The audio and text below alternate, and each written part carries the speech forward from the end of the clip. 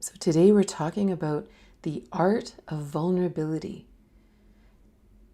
which to me is really the core of true intimacy. So why do I want to talk about this? Why do I want to talk about how intimacy works in true intimate relationships? Because it's new. The idea of being truly vulnerable with a romantic partner, this is not part of our history. Historically, we got married because we wanted to leave the house. We got married because it was a good idea. Maybe we had similar life goals. Maybe it was financial. If we go back far enough, maybe it was just an agreement between our father and another man. Or, depending on what gender we are, if we go back far enough, right? It was almost an economic agreement that land would be transferred and you will get a dowry. So when you really think of the history of where intimate relationships have come from, they weren't really about choosing someone who you could be vulnerable with. And this is important. It's really important to understand the foundation that we come from so that we don't beat ourselves up so much. Because sometimes we can think, I don't know why, I always choose people because, and they're never safe, or it's always hard to get close. And so we kind of beat ourselves up. But the reality is, it's where we came from. And of course, historically, marriage was often about creating some kind of unit where you could have children who could help you on the farm, where you could have a position in society so that you weren't alone, right? There's a lot of reasons why we end up or choose to be in intimate relationships. And I'm not so sure very often it's because, wow, I really feel like I can be vulnerable with this person. Now, it could, especially in modern day. When I say modern day, I mean maybe the last 50 years or maybe even before, because there were always exceptions. There's always those times when you meet someone and you think to yourself, I just feel I could tell them anything. I don't know what it is. I just instantly feel so close to this person. That does happen. And then you're onto something. And then for you, this whole talk may be irrelevant because you're like, yeah, I've just always felt like that. So those are the exceptions. But far and wide, that's not it. For me, I got married just over 30 years ago. We were married for 20 years, had 2 children, bought a dairy farm, did the whole, intense couple working together thing. I got married when I was 23. What did I know about vulnerability or tantric intimacy or the potential? Truly, what I really wanted was for someone to love me. I wanted to start that life that everybody told us about. And I found somebody who I was attracted to and who loved me back, and I loved him. Was he emotionally vulnerable? No. Was I? No. We were just so high about getting married and starting our life and doing the whole thing. And to be also fair to ourselves, there are other circumstances afoot. 2 weeks after I met who would once become my husband, my mom got diagnosed with cancer. And for the first 3 years of our relationship, which included getting married and even becoming pregnant with our first child, my mom was dying of cancer. I'm not necessarily building a foundation of my relationship based on my ability to be vulnerable. And yet, think of that. Think of that it seemed like I was able to be vulnerable because I was able to cry with him over my mom, and he was there for me. It's interesting that on some level, I was able to be vulnerable in a difficult time. But much later, after the crisis was over and life happened, Not so much. You sort of bring up something and you're like, this is really bothering me. And all of a sudden, everybody's defensive, right? It's a whole other world. And I don't want to paint my ex-husband in any picture like that because he's a wonderful person and we're still great friends.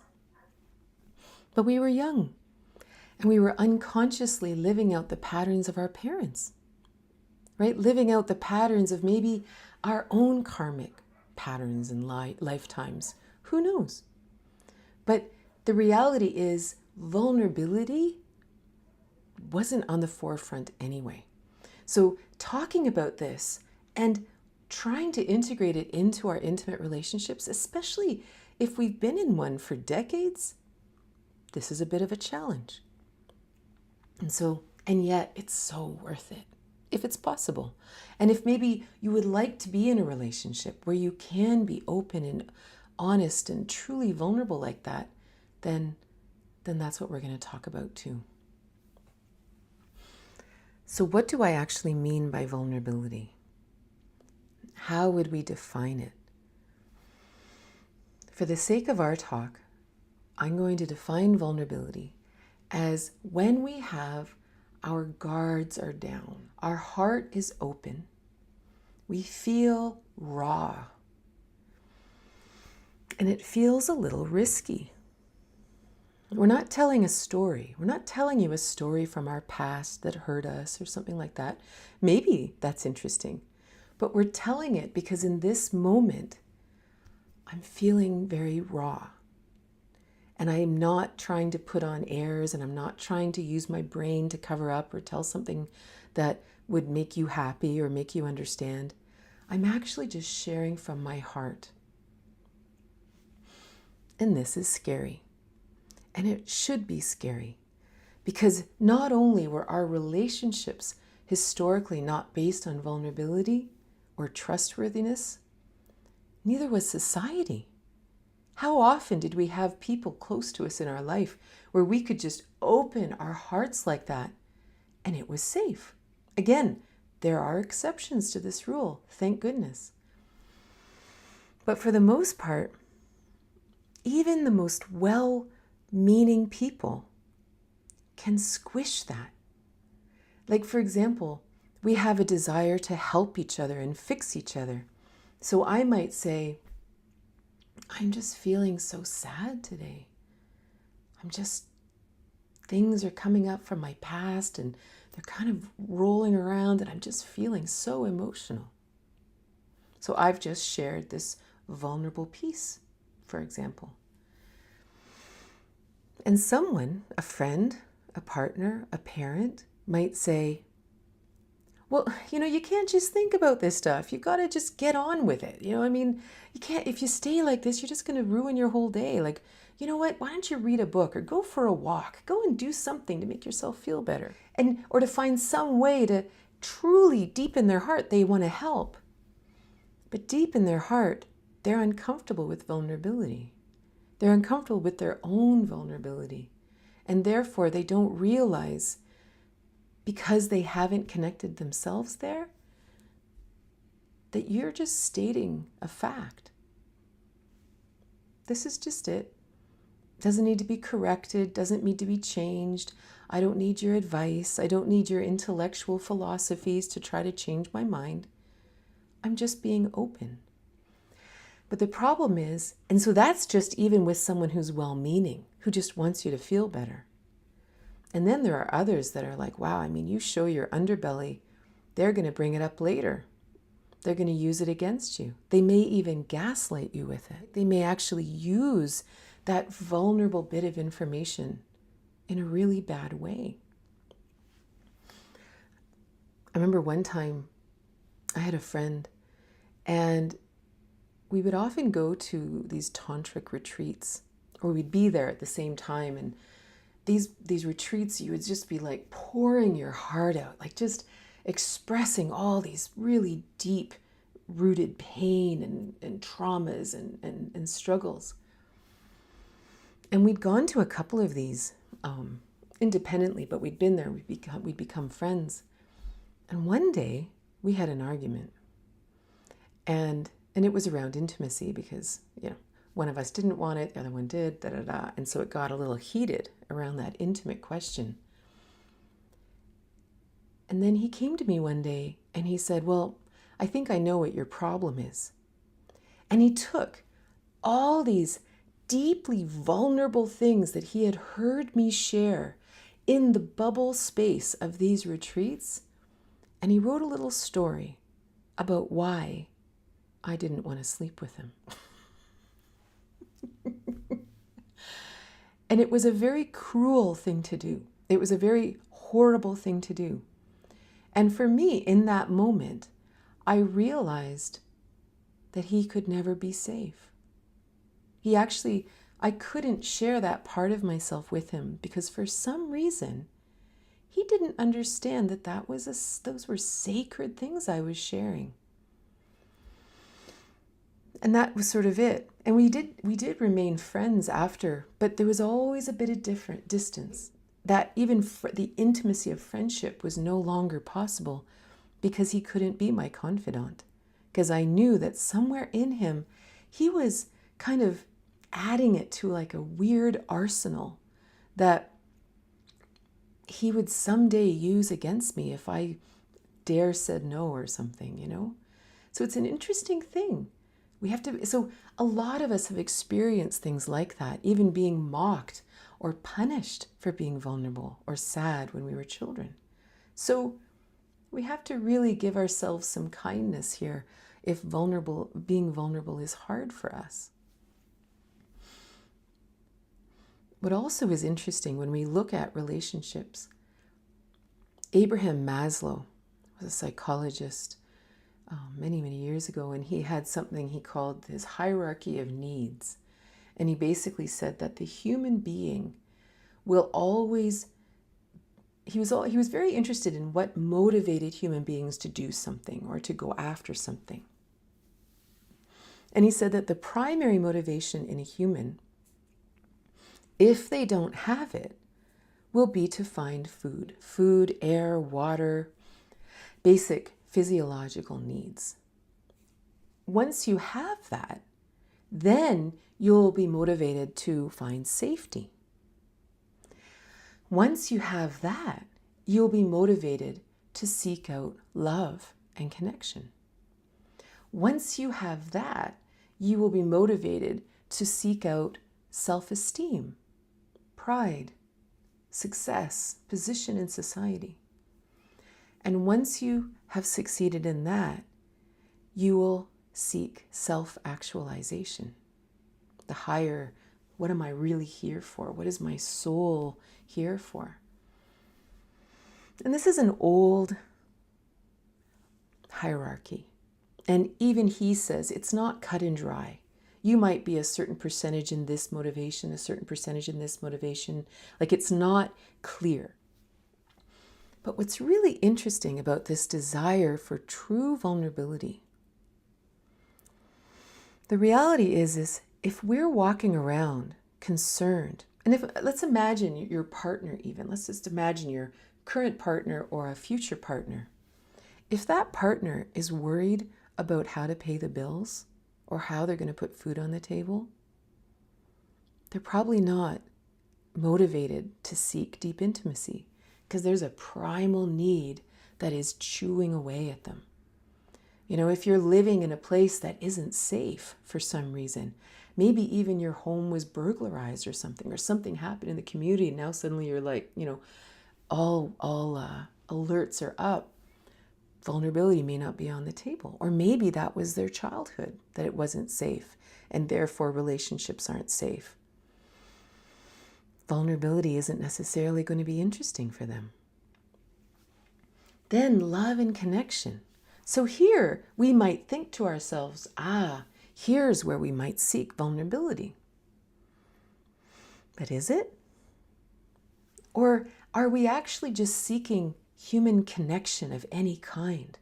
Is this where we're seeking companionship and someone that maybe we say, oh, I love you? Well, I can say that I love you and still not be vulnerable with you and still genuinely love you. Someone doesn't have to be this heart open person. in order to love us. They actually may genuinely love us with every cell of their being. But for whatever reason, they can't be vulnerable. Not yet, anyway. So that desire for love and connection may still not be the desire for vulnerability. What if the desire for vulnerability comes more in the self-actualization? That you are in this place where you're like, I have people around me, I'm safe, I have food, I have a career, I feel content, but I think my soul is just going through the motions. I would like to bring my soul out to play. I would like to share my deepest self with someone or many people. That is a very different desire. That I actually want to expose something that has nothing to do with my role, my success, my gender, nothing. It's just me in my most raw and open state. That's different. So it's just interesting to kind of be gentle with ourselves and our partners, because this may not even be a desire in someone, right? I remember years ago when I was divorced and I was dating, that's kind of the only question I would ask people. You know, I loved dating on Tinder. So I would always treat Tinder like my opportunity to meet people. It wasn't really a dating app. It was a meeting app for me. That was my chance to go out for coffee with someone and to be able to tell whether I'd even want to be friends with this person, let alone be intimate or have a long-term relationship with them.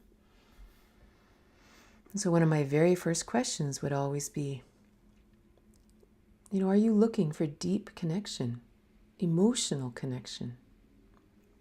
Well, they either went, yes, or they looked at me like I was a Looney Tune and, you know, ran the other way. It was a really easy litmus strip. You know, and some people said they did. That's what they wanted. But then you could see their legs kind of, you know, dancing underneath the table, hoping I didn't see through their charade. But it's interesting.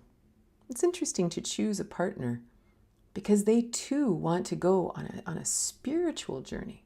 They want to explore something deeper than the roles and the companionship and the security and even perhaps wanting children and all those kind of things. Like, to really understand that there are many, many reasons we go into relationship. Sometimes we just want a family. And this other person is a brilliant person to raise children with or have children with. Then there's nothing wrong with that, right? This talk is all about if you desire this deep intimacy, how do we get there? And how do we understand some of the roadblocks? So how do we do it? Well, the first step is that both partners have to be vulnerable. This isn't one of those situations where one person is super vulnerable and the other person is in their masculine or something. You know, it's not like that. Both people have to be able to open their hearts. Because let's say you want to share, you want to be vulnerable, but your partner can't be for whatever reason. They can't be safe with that level of intimacy. Because if they could be safe with it, they would be safe with their own level of intimacy. If they are afraid to share their own heart, why are they afraid to share that? What's blocking them? Are they afraid of being judged? Well, if they're afraid of their own heart being judged, that's their pattern. So of course, they will have a judgment when you share yours, right? It's a pattern. We either judge it or we don't. So if I truly know that when I share from my heart, when I share from my vulnerable self, it isn't up for judgment. It's just the truth. As true as the wind is blowing or it's raining. It just is what it is. If I understand that, and then you share something vulnerable, and that's all that it is. And I say this like it's easy. But like, let's say, for example, I'm sitting with my partner, and my partner has something he needs to say to me because maybe I said something and that it upset him. Maybe I wasn't careful enough. Let's just say. This actually happened. A couple years ago, we were out for dinner. And I don't know what got in my head, but I was just, going off about something, and I thought I was all being really funny. And later he sat down with me and he said, I don't know how to say this, but that really hurt my feelings.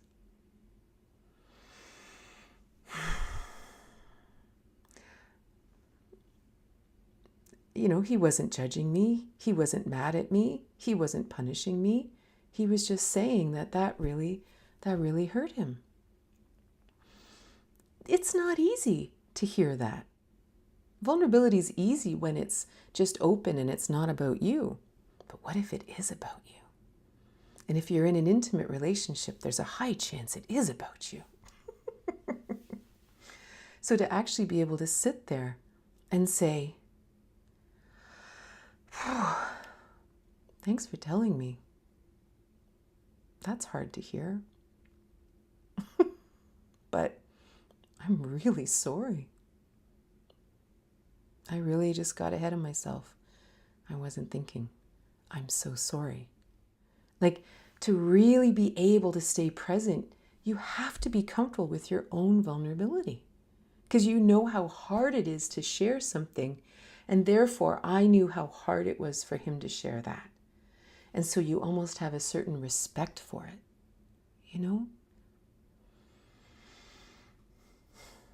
But the truth is,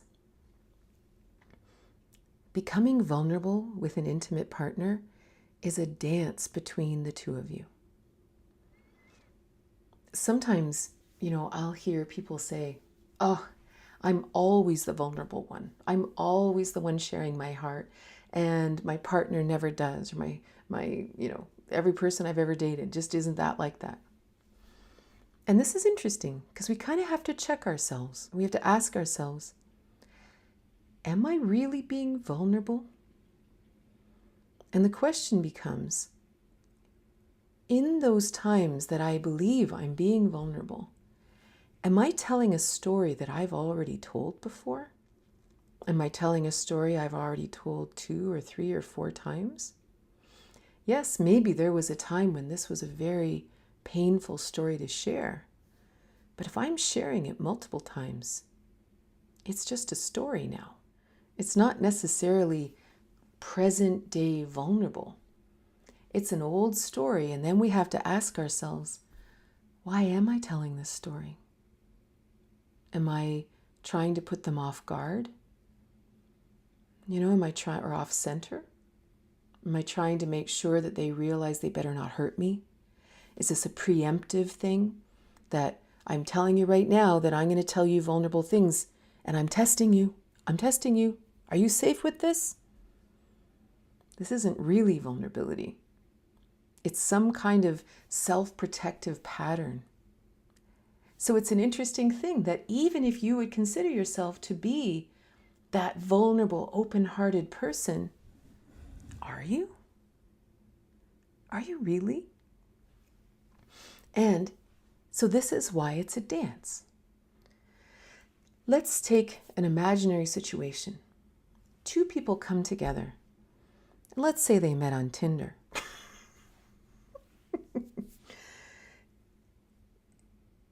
And they both desire deep connection. So they start dating, and they start getting to know each other, and they really enjoy each other's company, and they really find each other to be very safe. right? They're very kind to each other. And then all of a sudden, something is kind of coming up for the one person. And they're like, oh, I don't know how to say this. I don't know how to share this. And the other person says, it's okay, you can share it.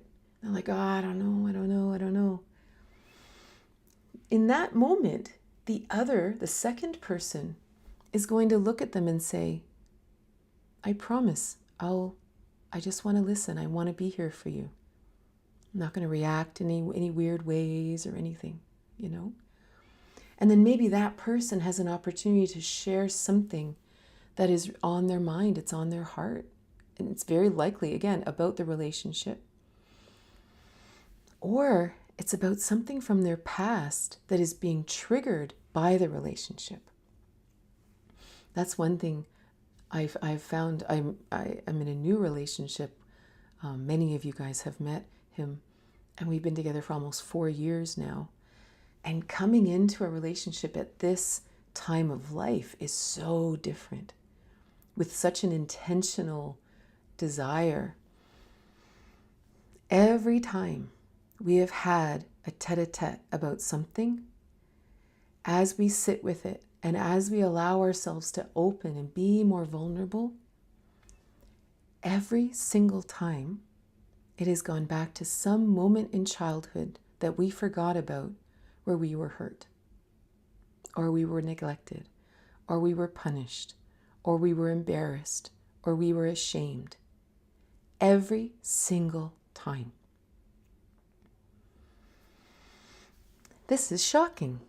So now all of a sudden, we have this opportunity to help this other person who we love uncover these little thorns living within their psyche.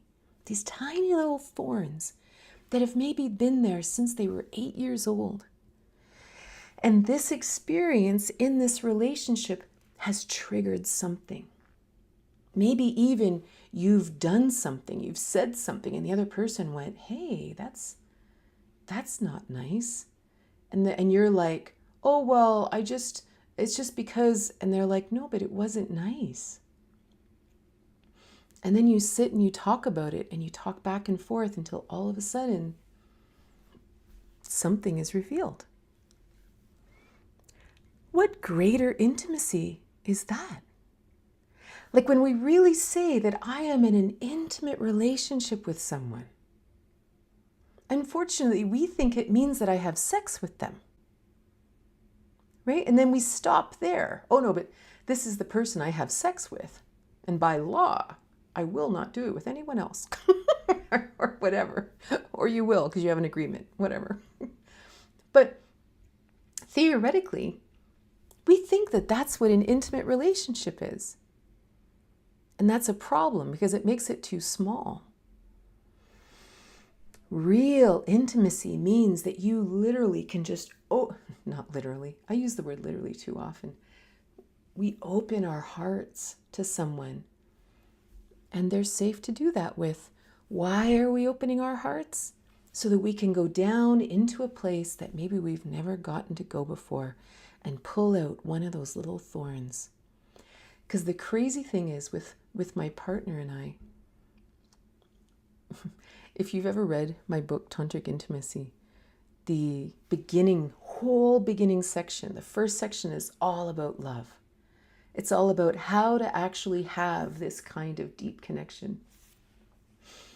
And the second chapter is all about creating sanctuary for each other. I think it's the second chapter. And I tell stories about when I was raising my kids. And my kids were 2 and 4 when I was sick and I had the breast lumps. And this is when I had my awakening, my entire world changed. I had a miraculous healing, and it's all written in my books. And afterwards, part of the healing was learning to listen within, was learning to listen to my intuition so that I could guide myself to health, right? To actually being free of these breast lumps and maybe even this legacy that has gone down the line of my mom.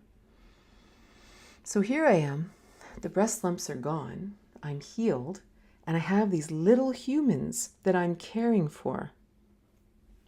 Well, I'd been diving so deep into my own psyche and realizing how hard it was to hear my intuition, to hear my inner guidance, to hear what it was I was supposed to be doing. I thought, wow, like there's like so many people up there.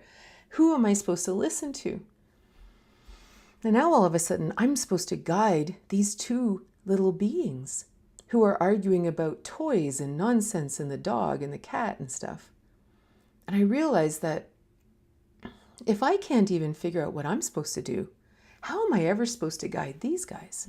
And so whenever they had an issue, singularly or together, we would go and sit on the couch, just like I did for myself when I was trying to understand what my next step was. And we would sit there and I would listen to them and I would pray for guidance and I would listen and I would pray. And when I say pray for guidance, I mean I would ask a question and I would listen for guidance and then I would speak whatever came to me. And we would sit on the couch until it was resolved. My kids to this day, who are now 30 and 28, will joke with anybody and say, oh yeah, Mom never punished us. She just made us sit on the couch until we figured things out. I was there with them on the couch. Well, this is also obviously how I do it in life. With my partner or friends or anybody. It's like, no, this is worth it. Let's sit and talk about this. Let's get to the bottom of it. Nothing else matters right now. Let's sort this out. And you sit there and you listen and you ask for guidance and you listen and you stay with this person until you sort it out. And the crazy thing is, every so often, he would say to me, like, do you think we're done? Like, have we sorted it out yet? And all I would know was, but I don't feel close to you yet. Like, I feel like there's a chasm between us. And I don't feel like I could be vulnerable with you again. And then we would sit there and breathe. Sometimes he'd swear a bit. Not at me, just at the situation. And then inevitably, he would throw his head back and he'd say, I was 10 years old and this happened. And then almost instantly, the energy would change and whew, we were together. We were connected. It was amazing. It was almost like that was the thorn.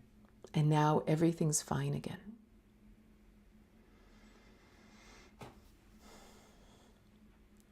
But there's two big aspects. There's two big things that we have to do if we want to have this kind of deep, heartfelt bond with another person.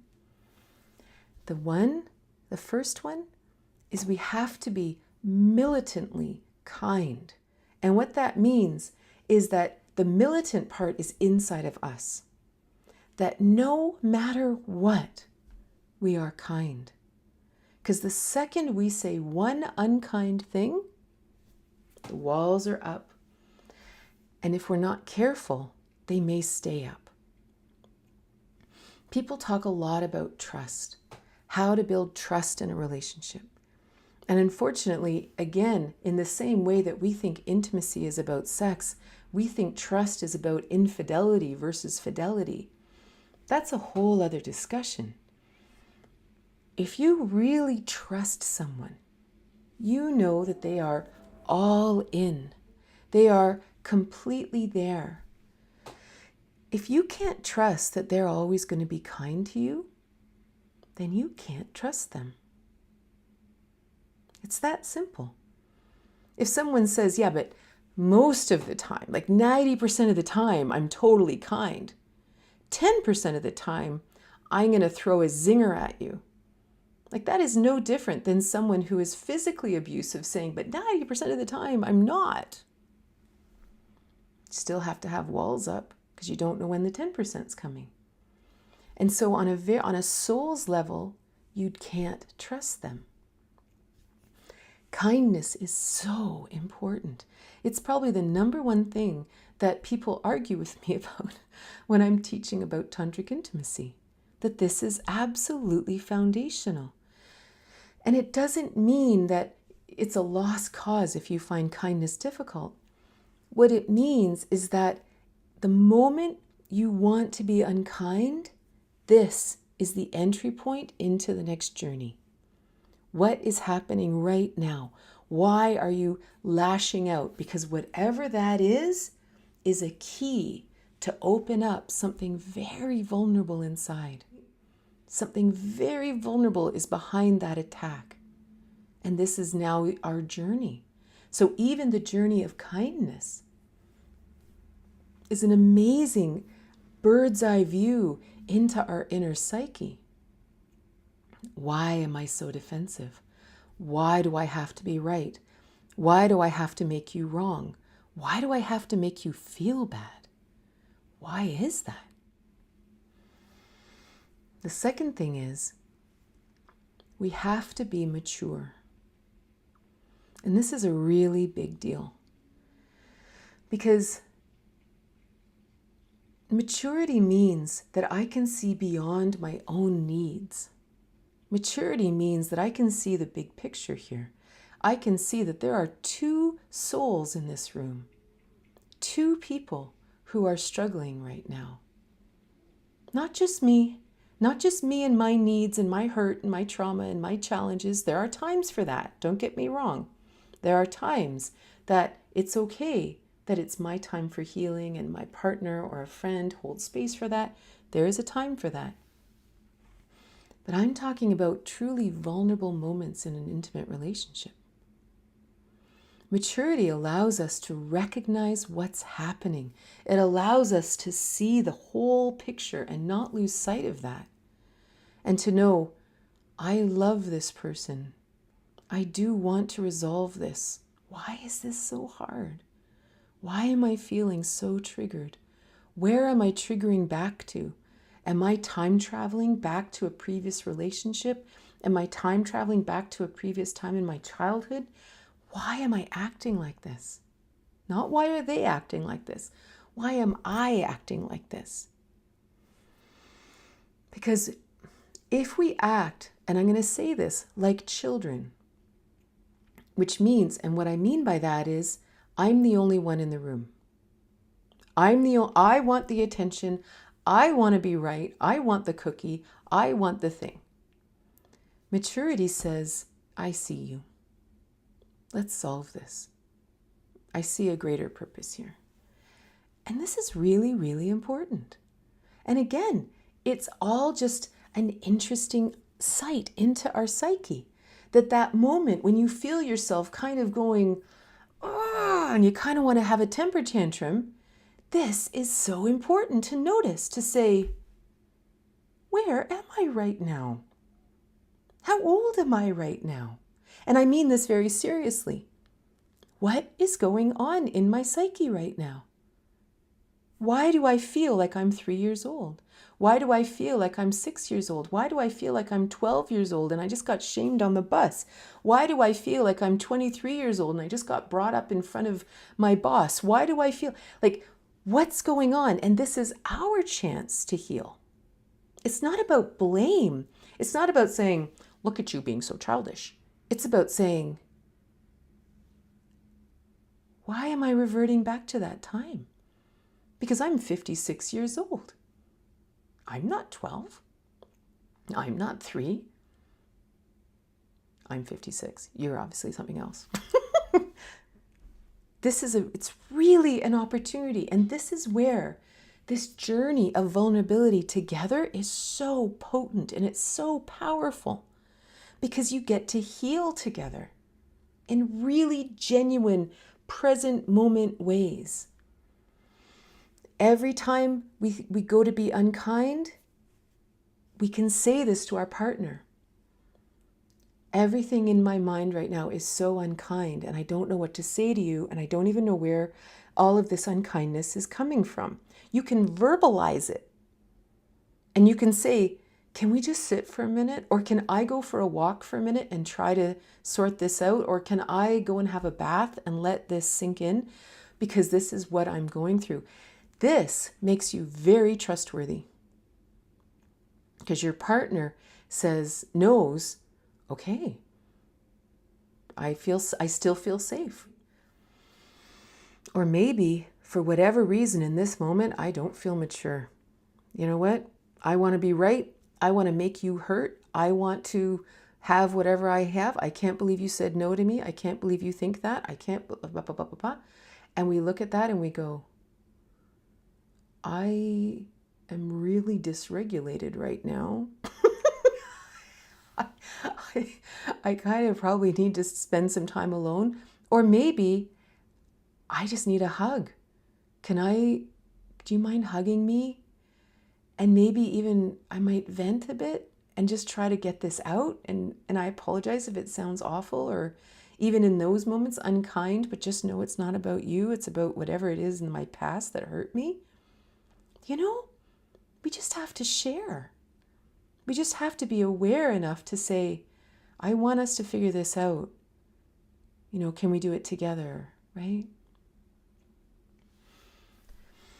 So in the end, when we actually take this journey together, this is where real intimate magic happens. There is something about, and you might have experienced this with a friend. You know that with that friend, you can just relax. You can just be yourself. And there's a contentedness inside. There's this ease inside when this person's around.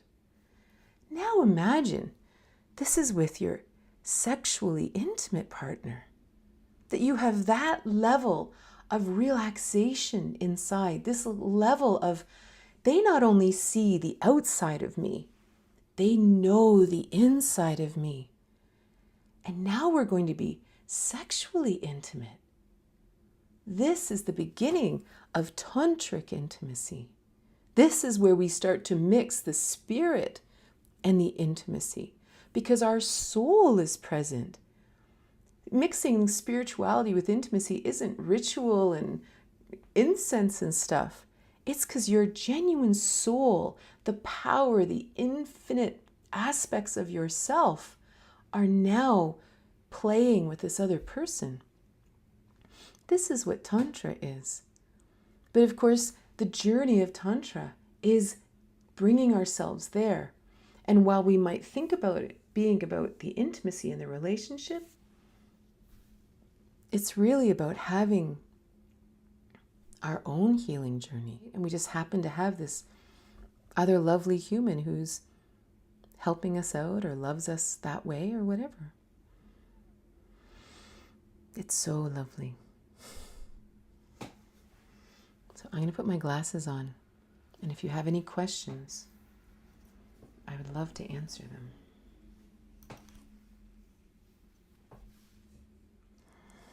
I offer intimacy too soon, soul and sexual, and have been rejected. How do I stop?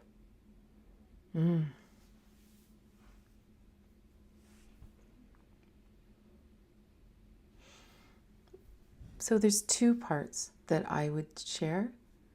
One, we just do everything too fast today, especially in intimate relationships. It's like we don't even get to know each other. Like, and if you don't have sex on the first or second relationship, it's first or second date, you know, there's something wrong. Or I remember even being on dating apps and people saying, so what are you looking for? You know, and I'd be like, I haven't even met you. Like, I don't know. Maybe we're friends. Maybe we're part-time lovers.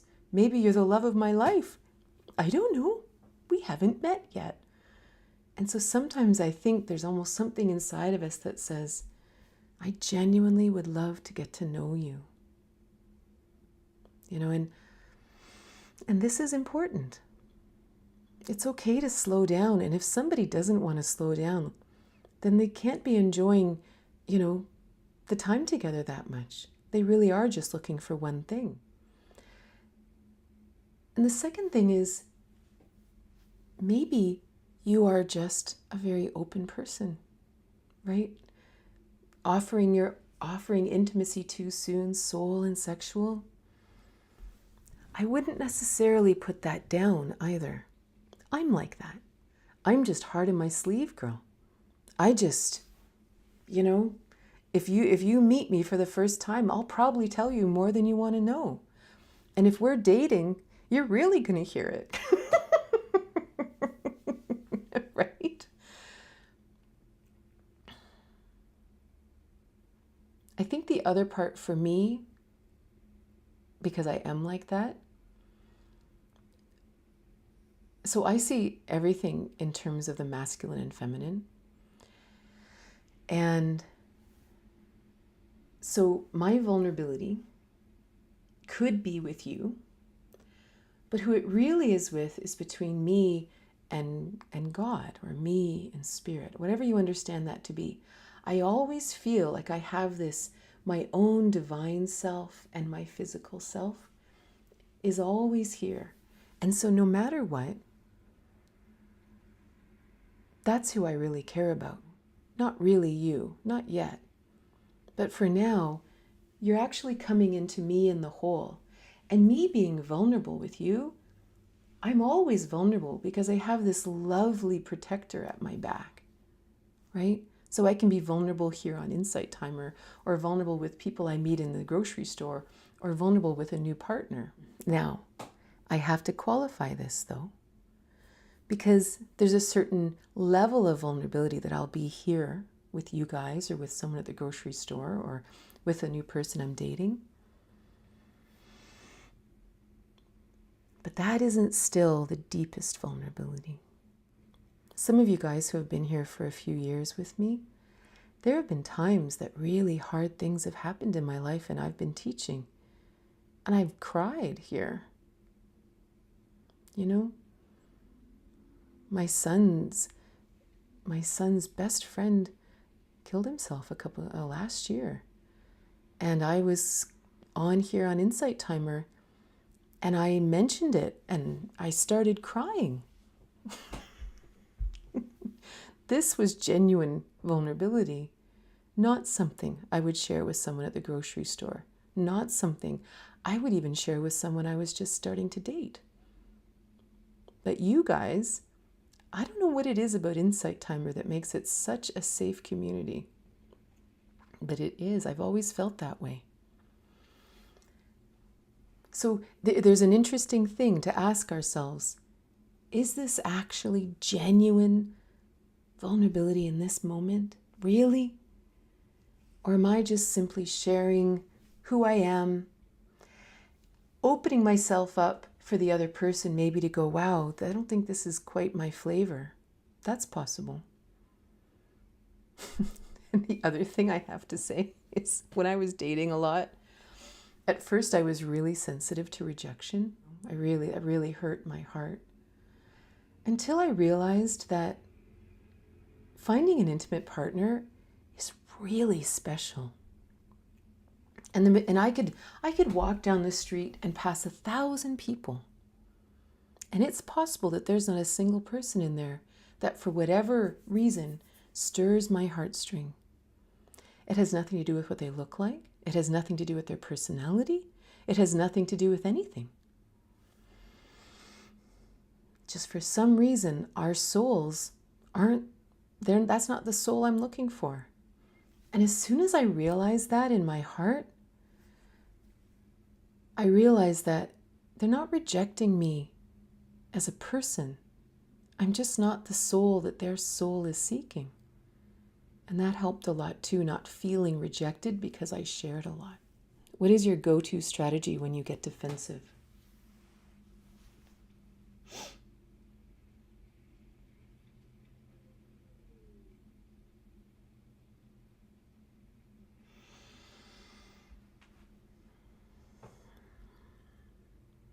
Well, I take a deep breath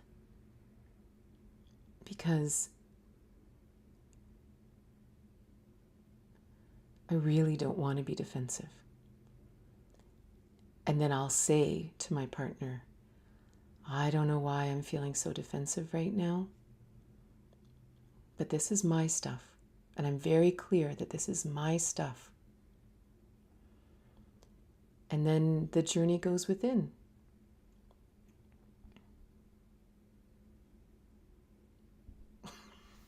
You know, it's funny. So this morning, my daughter and I went to the gym for the first time to go swimming. And we had it all planned out, and that we were going to swim Monday morning, Wednesday morning, Friday morning. It's going to be great. And my daughter wanted to learn how to swim. Like, she could swim in a lake, like she can stay above water, but to actually get in a pool and truly swim lengths, that she didn't know how to do that, but that's my bag. I was on swim teams when I was a kid and stuff. Like, I love swimming.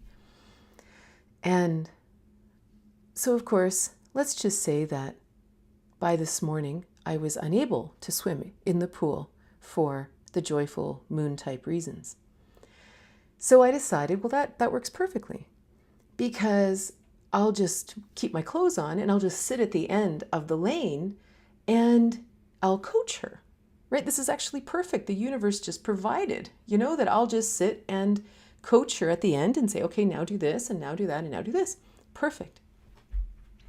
Well, the hilarious thing is, I woke up this morning and I'm sitting there having my coffee, and I'm having arguments in my head with people, with imaginary people at the pool who don't think I should be there without a bathing suit on. And I'm actually angry in my imaginations. Like, I'm actually like, oh yeah, you don't think I can be here? Well, do you want to know why I'm going to be here? I'm going to tell you more than you really want to know. And in my head, you talk about defensive. I was so defensive against absolute imaginary people in my head. And I was sitting there and I'm watching myself argue with these people who don't exist. And I'm thinking, what is wrong with you, Katrina? And so I go and I pick my daughter up, and she says, so how's it going?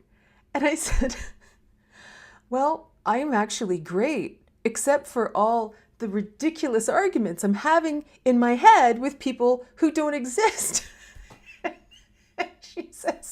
And she's laughing. And I said, honestly, but I was thinking about it, right? Again, it's sort of that stopping ourselves and thinking about it. And I thought, the truth is, I am actually a very shy person. In my deepest heart, in my youngest 7, 8-year-old self, I am very shy. And I actually don't like attention coming to me. And I really don't like doing the wrong thing and being embarrassed. And all these things rolled up together made my 56-year-old self have imaginary arguments with someone. And of course, the hilarious thing is, it was all nonsense, because we get there and I walk in, and of course, there's barely anyone there. It's 6 o'clock in the morning, and it's just us and about like 4 other people swimming in lanes. And then I sit down at the end of the lanes and Taylor gets in the water. And the lifeguard comes over and he says, do you want a kickboard to sit on? I'll go get you one.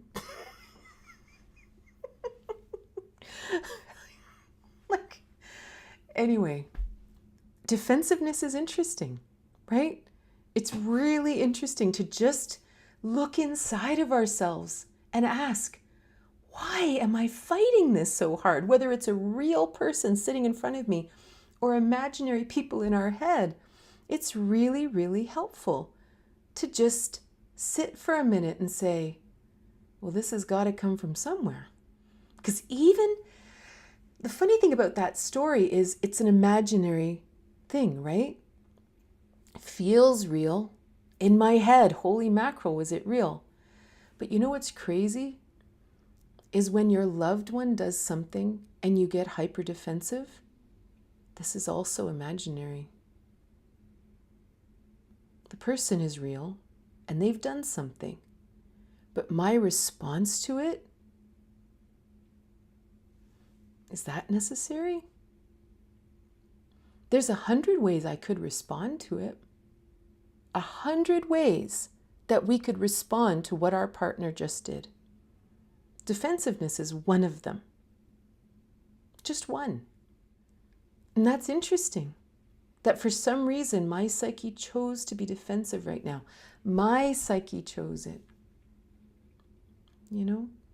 Or maybe I should be defensive because I've just been attacked. Right? But even then, you can actually say, wow, what's going on? I'm going through a spiritual transformation, finding the universe, God. My partner is scared of this change and it makes me feel unsafe and too vulnerable. Any advice?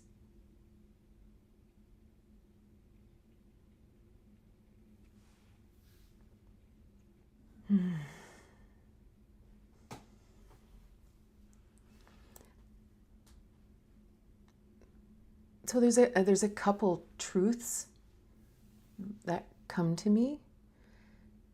And the first one is, sometimes it's really, really lovely to say to our partner, I'm exploring some new ideas, diving into some deep stuff, but I really love you. And I'm not going anywhere. Just so you know.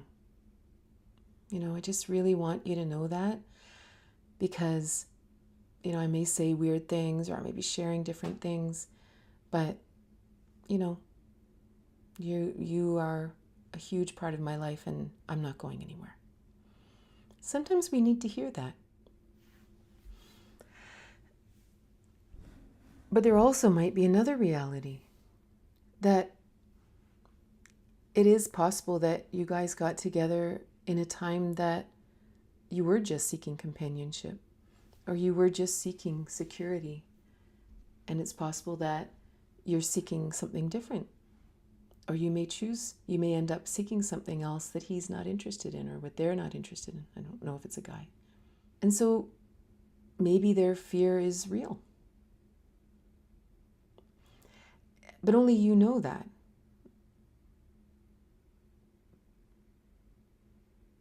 So it's just something to contemplate. Are they picking up on a truth? Have your paths veered off of each other's? Maybe. Or maybe not. Because you know what's really interesting about that?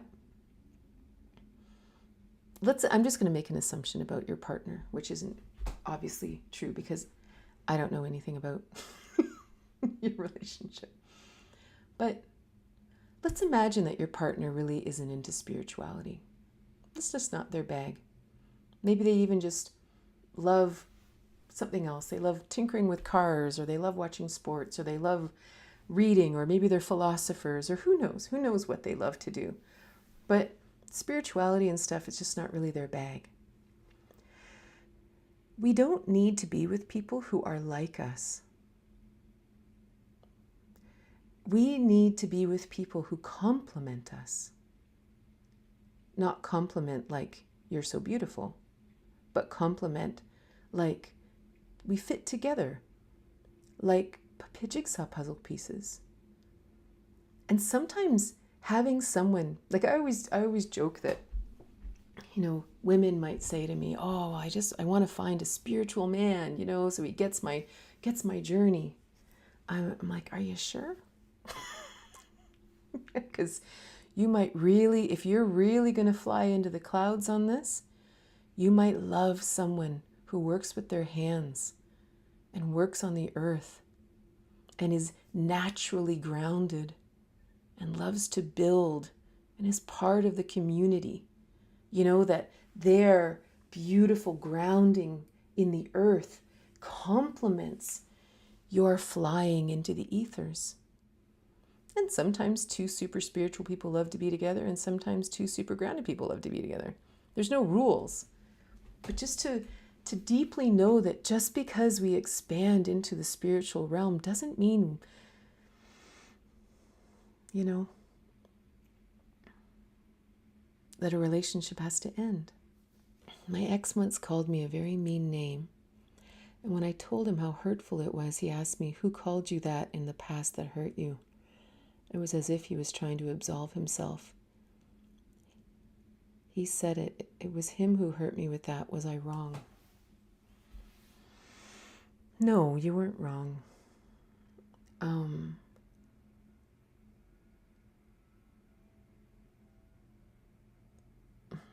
This is where spiritual teachings can become very dangerous. Spiritual teachings are meant for us to use about our own journey. It's not ever meant to be turned around for someone else to use against you to justify their behavior. If you walk around and everyone you perceive, everyone you meet, you perceive as angry. Everybody's so angry. Oh my God, that driver's angry. And oh, I went to the grocery store and they're angry. And everyone at work is angry. And my partner, they've got anger issues. Everyone's got anger issues. This is something interesting to sit with personally, to say, why am I perceiving the whole world as being angry? I may need to look at that. However, if someone else has an anger, has a bad temper, or throws an adult temper tantrum, and you say, hey, I don't feel like being around this anger. And they're like, well, if you're perceiving it as anger, it must be inside of you. That's nonsense. That's gaslighting. That's narcissistic, absolute manipulative nonsense. Period. It doesn't flip. You don't get to use this against anyone ever. Ever. Period. I have very strong opinions about that.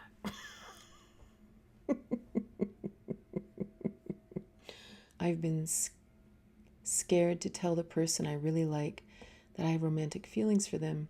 I'm wondering why I feel so scared and wanting to see why I'm feeling that way by looking within, but I'm not sure where to look.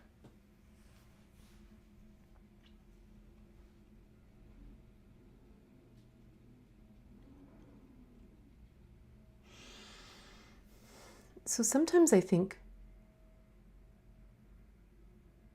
we have been taught to use introspection all the time. But I wonder if we can do it too much, when the truth is sometimes we just feel things. Like, what if the only thing you need to know is that you're afraid to share that you have romantic feelings for them? That's it. It's just a fear. It's just a feeling. There's nothing under it. What if it's just, I'm afraid. I'm afraid that they might not have romantic feelings for me. I'm afraid of feeling embarrassed. I'm afraid of making them uncomfortable. I'm afraid of potentially disrupting a friendship. I think these are all really valid fears. And that's it. And so you do it, you don't do it, but you're kind of open to, you know what, anything's possible. Obviously, I have a preference. but we don't know. So it's all good. Sometimes I think we avoid our emotions too much. As they say, worst case scenario, well, it'll be good for the plot in the story of your life, one way or the other. Awesome. Thanks, guys. We'll see you later. Love you too.